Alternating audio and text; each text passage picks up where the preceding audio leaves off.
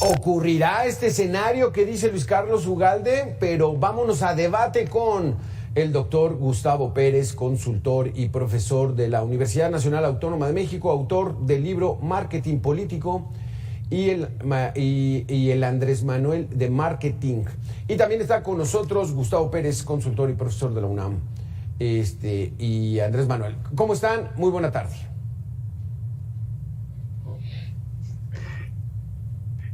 Muy bien, creo que por ahí te faltó mi querido Roberto. Sí, ahí está Roberto Mendoza. Roberto Mendoza, periodista y columnista especialista en política nacional. Gracias, Roberto, por estar con nosotros. ¿Qué tal? Buenas tardes. A ver, Roberto, empezamos contigo entonces.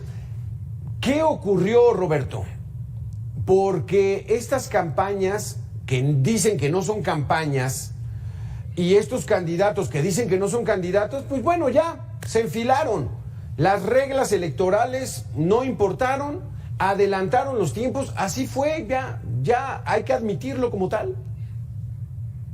Pues yo creo que las reglas electorales sí importan, tan importan que el Tribunal Electoral pues le ha ordenado al INE que ponga reglas, sobre todo al frente, porque tenemos un INE pues un poco inclinado hacia el gobierno, hacia la 4T, que ya pues visitó al presidente.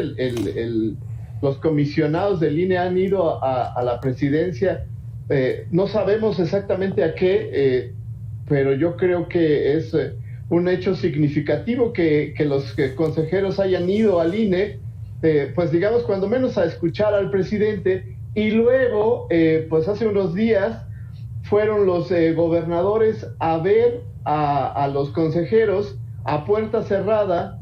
Y se dice, porque no se supo qué es lo que platicaron, porque pues prohibieron la entrada de los medios de comunicación, pero parece que fueron a regañar a los consejeros electorales y pues digamos que para reafirmar esto que estoy diciendo, pues hubo algunos consejeros electorales que no quisieron tomarse la foto al final, porque pues digamos estuvieron en protesta un poco para decir que pues no estuvieron de acuerdo con lo que fueron a decir los gobernadores al INE. Entonces yo creo que sí cuentan las reglas, yo creo que sí cuenta pues el respeto al proceso, y el Frente ha tratado más o menos de ceñirse un poco a la ley, a no estar gastando, digamos, dinero, pues porque simplemente están en esta etapa en donde se van a reunir las firmas. No se ha pues contratado a nadie, se supone, y en contraste con esto, pues tenemos a las corcholatas del gobierno, porque pues eso es lo que son, pues gastando dinero en actos públicos todos los días, al menos, cuando menos 3 de estas 5 corcholatas que son, bueno, 4 de estas 5 corcholatas que son Claudia Sheinbaum, que pues la vemos un día sí y un día también haciendo eventos públicos, Marcelo Ebrard, que también hace eventos públicos, Adán Augusto, que también hace eventos públicos, el candidato del Verde, que también hace eventos públicos, Ricardo Monreal, que también pues cuando menos se va a presentar a plazas o a lugares en donde pues no hace eventos tan masivos, pero pues sí son eventos públicos, y Noroña. Entonces uno y otro pues están, digamos, al límite de la ley, aunque yo sí veo un poco más cargado la ilegalidad del lado de las corcholatas. ¿Cómo lo ves tú, Gustavo? El INE tuvo que medio recomponer este asunto, pero están adelantados y están haciendo campañas que dicen que no son campañas. ¿Cómo lo ves, Gustavo Pérez? Sí, claro, era un riesgo que se iba a tener desde la propia reintegración, ¿no?, de los nuevos consejeros, que han llegado con esta duda por parte de muchos críticos, muchos analistas también, incluso analistas constitucionales, de que ¿cómo era posible que al final los nuevos consejeros pues tuvieran este sesgo, ¿no? Hay que recordar que la consejera Tadei pues prácticamente tiene a toda la nómina de la familia en gobiernos allegados a la 4T.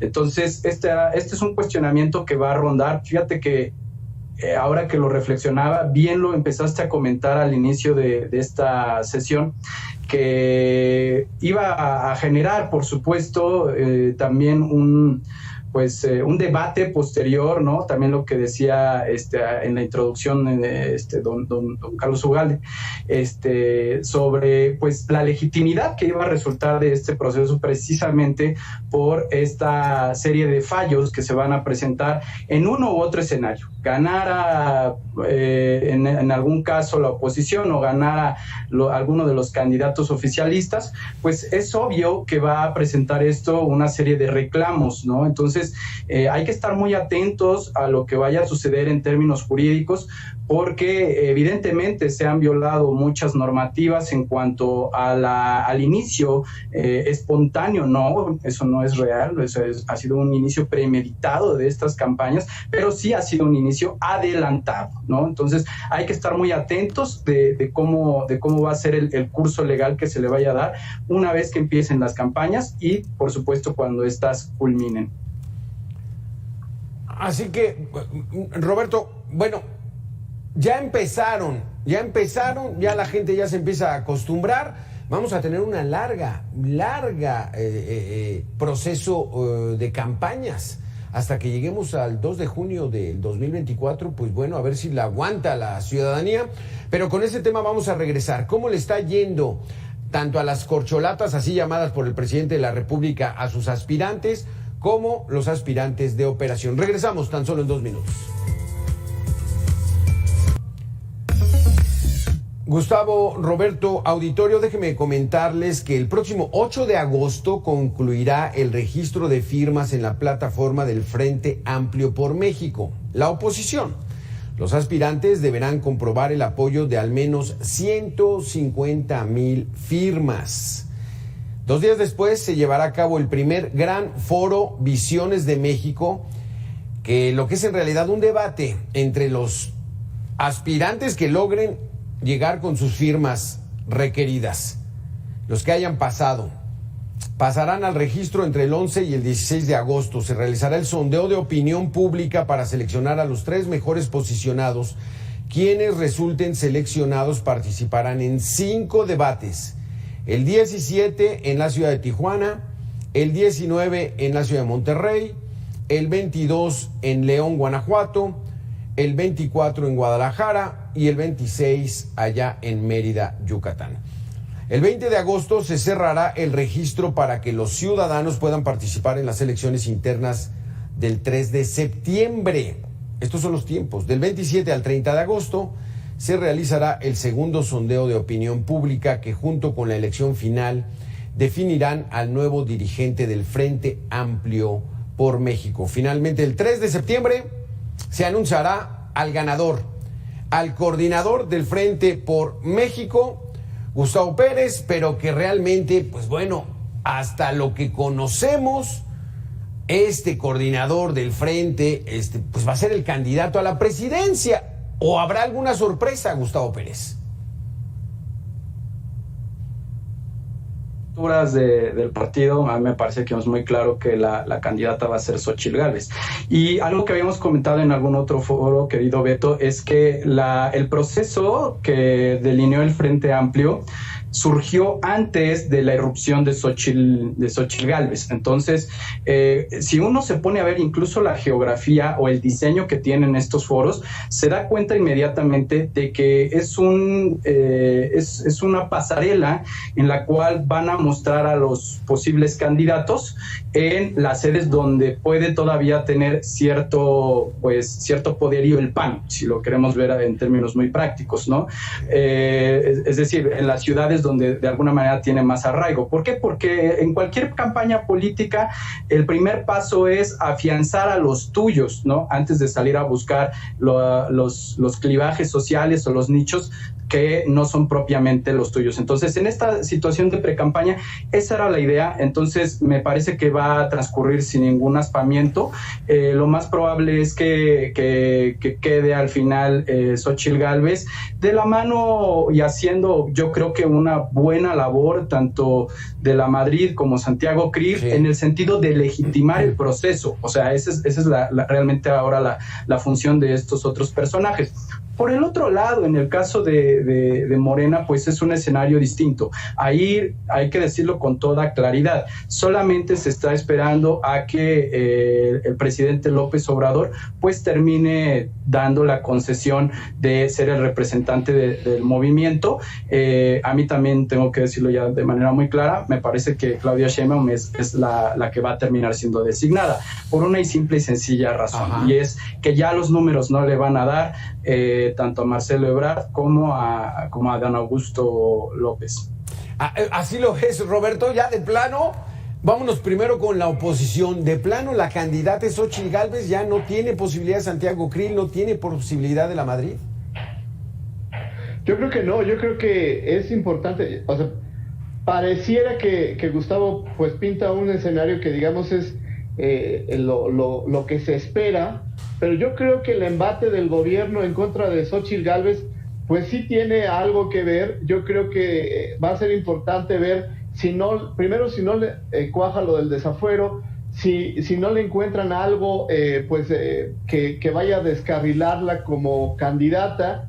Y además pues también hay una constante desorganización en el frente con esta parte de la app que está contando las firmas, porque pues la verdad el frente está apostando a la clase media y está dejando a la gente que pues no tiene acceso a internet o que no tiene un celular o una buena conexión, porque pues no se puede tener esa firma de otra manera más que con la aplicación. Entonces pues la parte rural, que es de lo que más se queja, por ejemplo, Beatriz Paredes, pues están dejándola afuera, ¿no? O sea, el frente está apostando por la clase media y por la clase alta y está dejando un poco de lado pues la parte rural y la parte más, digamos, precaria o más pobre de México. Entonces, a lo mejor por ahí, no la tiene tan fácil, cuando menos, por ejemplo, el PRI, que ha tenido problemas para reunir sus 150,000 firmas, que la verdad son muy pocas, pero que no han podido llegar a zonas rurales para tomar estas dos fotos que se necesitan y tener una buena conexión para poder efectivamente tener el registro.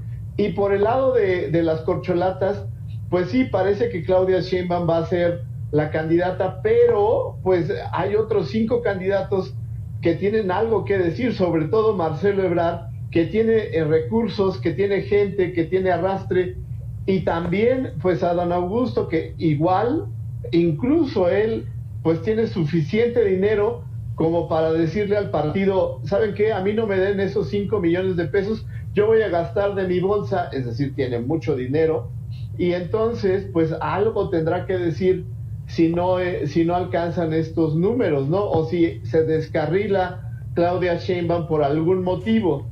O sea, yo creo que no está tan claro, el escenario que plantea Gustavo, pues es, digamos, el ideal, pero a mí me parece que todavía puede haber sorpresas, incluso que pueda haber otro candidato en Movimiento Ciudadano que se llama Marcelo Ebrard. Sí, exactamente. Hacia eso iba, Roberto, y te lo pregunto, Gustavo. Ya das como ganadora a Claudia Sheinbaum, es la gran poderosa, es la ungida del presidente López Obrador, pero ¿qué va a pasar con el joven Marcelo Ebrard? Es una excelente pregunta, y lo que comenta de hecho Roberto es bastante certero, ¿no? En el sentido de preguntarse qué es lo que va a suceder en el acontecer de estas corcholatas. Y la realidad es que, es mi percepción, López Obrador aún no lo ha definido. Si eso hubiera sido lo que hubiera acontecido, López Obrador ya hubiera dicho quién sería su sucesor de alguna forma. Pero él todavía tiene dudas, pero les voy a decir una cosa, y posiblemente esto ya lo saben. Esta posible sucesión no quedaría en Marcelo Ebrard, quedaría posiblemente en Adán Augusto, que en todos los foros lo he dicho, es su favorito, es prácticamente su clon, es su compadre, tiene una historia detrás con él. Sin embargo, hay algo que le apetece mucho a López Obrador en el caso de Claudia Sheinbaum, y es ser el primer presidente que le otorgue el poder a una mujer, porque eso suena bastante bien. Además, les voy a comentar otra situación. Para mí es Claudia Sheinbaum ya, porque en el caso de que se concrete la candidatura de Xóchitl Gálvez, que todo indica que ya no va a haber vuelta atrás desde mi perspectiva, al momento de definir la candidatura de Xóchitl Gálvez, está definiendo también la candidatura de Claudia Sheinbaum, porque poner en un escenario, y ya lo he visto en las diferentes casas encuestadoras que han sacado estos careos de números, al poner a Marcelo Ebrard o al poner a Adán Augusto a competir con Xóchitl Gálvez, la diferencia se empieza a disparar, y además en el caso de Adán Augusto y en el caso de Marcelo Ebrard están prácticamente tablas. Entonces, digamos que dejar que haya una sola candidata mujer en la contienda electoral, pues es darle un lugar privilegiado a esa candidata de género femenino, obviamente, ¿no? Entonces, a mí me parece que las cosas se están cuadrando para que ya haya un encarrilamiento. A este día, faltando todavía un mes y algunos 3-4 días para que defina el Frente Amplio, yo estoy casi seguro ya de que la contienda presidencial va a terminar recayendo en las dos mujeres que están alzando la mano. Pero no me dijiste qué va a pasar con Marcelo Ebrard, hombre. ¿Qué va a pasar con él? Lo quise evitar, pero efectivamente, porque él ya tiene 62 años, ¿no? Está en su tiempo, él sabe que es el momento, no podría esperar ya otros 6 hasta el 2030. Las condiciones... Voy a ser muy breve con este comentario.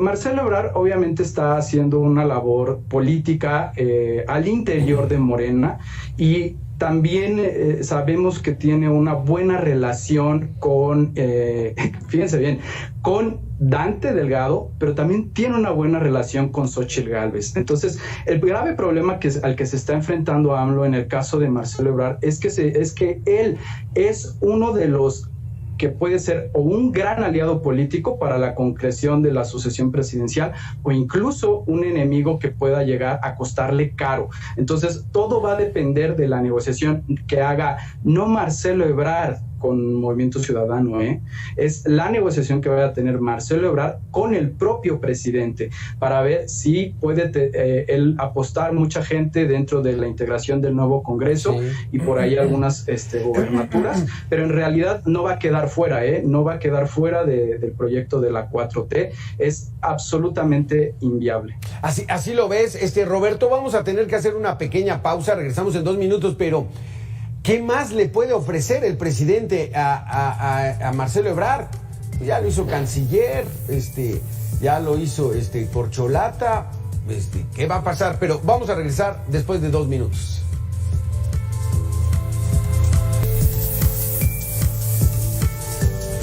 Regresamos a debate.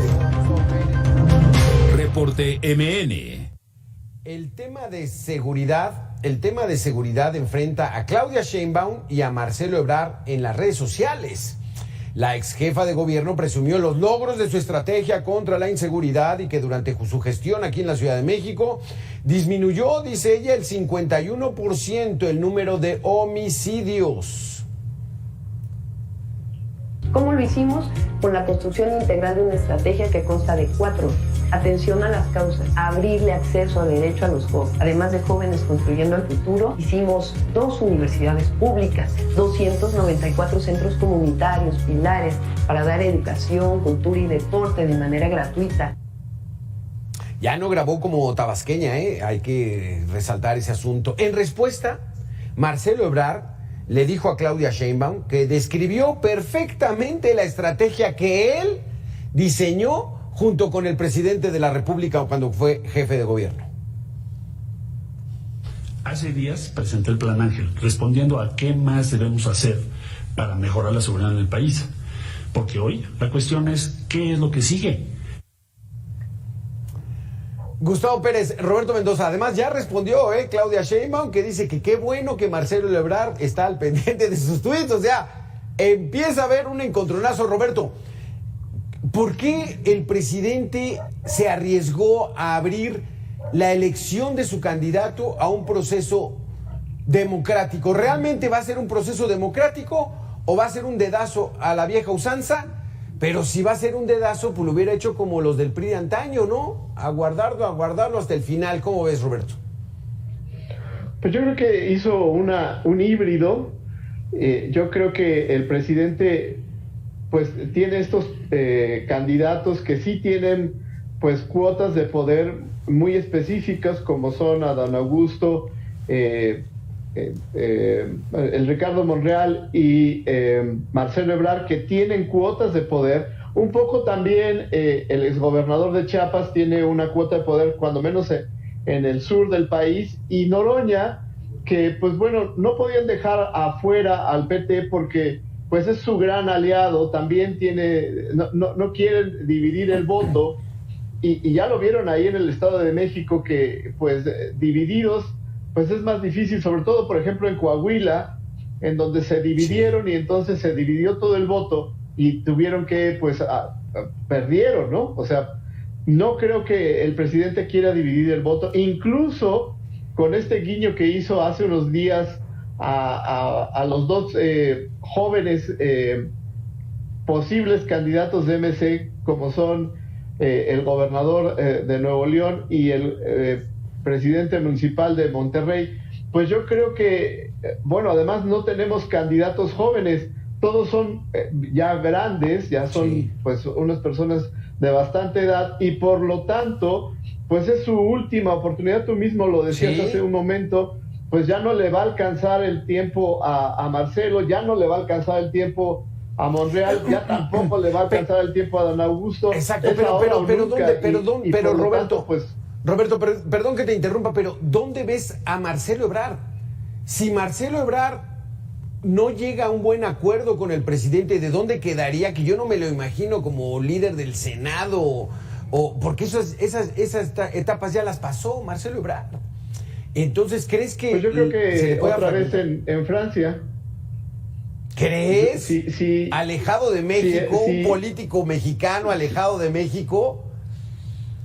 Pues si ya no tiene cabida en ningún otro lado, pues yo lo veo en Francia, la verdad. Él quiere ser presidente, yo no creo que tenga un proyecto para ser presidente del Senado, eso pues ya hubiera sido, entonces ya fue. Yo creo que es mucho más importante ser canciller, sí, que el líder del Senado, que el líder de la Cámara de Diputados. Tendría que volver a ser o canciller o secretario de Gobernación. Y yo no lo veo ahí. Yo creo que se llevaría sus cositas, sí, y estaría muy tranquilo en Francia. Vámonos al lado de la oposición, Gustavo Pérez. Muchos seguidores del partido Morena están tuiteando de que el fenómeno mediático Xóchitl Gálvez ya se desinfló, que rápido se apagó esa llamarada. ¿Así lo ves?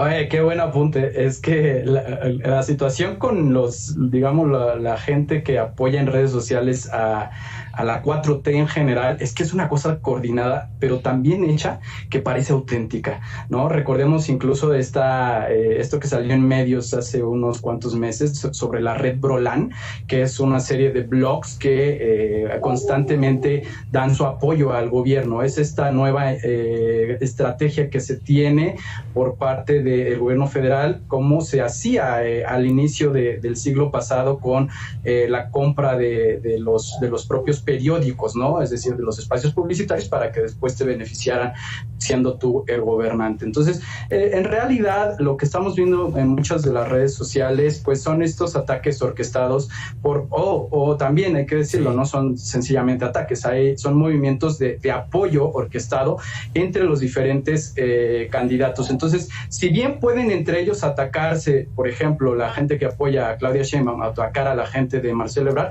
en donde encuentran un punto de acuerdo es en atacar a Xóchitl Gálvez, porque es la que está a la vista, y esto se nota mucho. Si tú pones algo como una persona que tiene cierta fama en redes sociales, inmediatamente que pones algo sobre Xóchitl Gálvez, vas a ver que en cuestión de 2 o 3 horas te llegan a caer un montón de comentarios, sobre todo con muchas falacias ad hominem, ¿no? Que empiezan a descalificar a la persona.